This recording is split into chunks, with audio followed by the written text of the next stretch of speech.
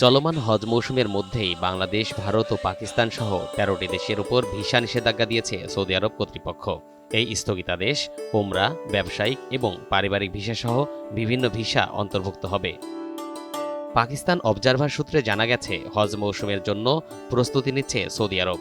ব্যস্ত এই মৌসুমে হজ যাত্রীদের আগমন নিয়ন্ত্রণ এবং ধর্মীয় কর্তব্য সুষ্ঠু সুবিধা নিশ্চিত করার জন্য এই পদক্ষেপ নেওয়া হয়েছে।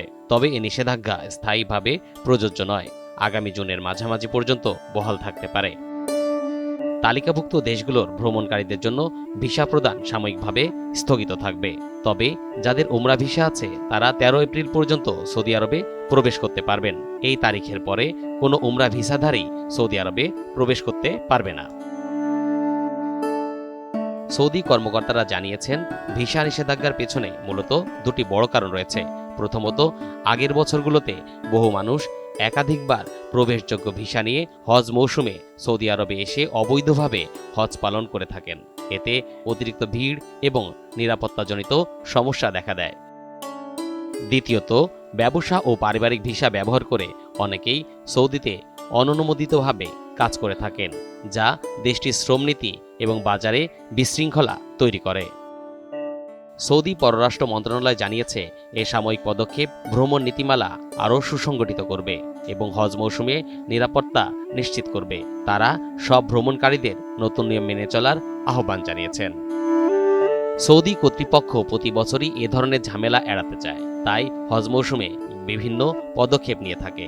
যেমন গত বছর সৌদি আরব সরকার ভিজিট ভিসাধারী ও পর্যটকদের হজ পালন এবং মক্কায় প্রবেশ নিষিদ্ধ করে, তেমনি অস্থায়ী ভিসা যেমন স্টুডেন্ট ভিসাধারীদের হজ পালন থেকে বিরত থাকার নির্দেশনা জারি করে এবং স্পষ্ট করে জানিয়ে দেয়, হজ পালনের অনুমতি পেতে হলে একজন ব্যক্তিকে সৌদিতে হজ ভিসাধারী হতে হবে অথবা হজ পারমিট নিতে হবে। এতে এর ব্যত্যয় ঘটলে কঠোর শাস্তির ঘোষণা দিয়ে পরিপত্র জারি করে সৌদি সরকার। বাংলাদেশ ছাড়াও তালিকায় থাকা অন্যান্য দেশগুলো হল পাকিস্তান, মিশর, Bharat, Indonesia, Iraq, Nigeria, Jordan, Algeria, Sudan, Ethiopia, Tunisia ও ইয়েমেন। সূত্রগুলো বলছে, এই অস্থায়ী নিষেধাজ্ঞা লঙ্ঘন করলে সংশ্লিষ্ট ব্যক্তিদের ৫ বছরের জন্য সৌদি আরবে প্রবেশ এবং অবস্থানের উপর নিষেধাজ্ঞা আরোপিত হতে পারে। এছাড়া ব্যক্তির অপরাধ বিবেচনায় তাকে আজীবন সৌদিতে অবাঞ্ছিত ঘোষণার আশঙ্কাও রয়েছে।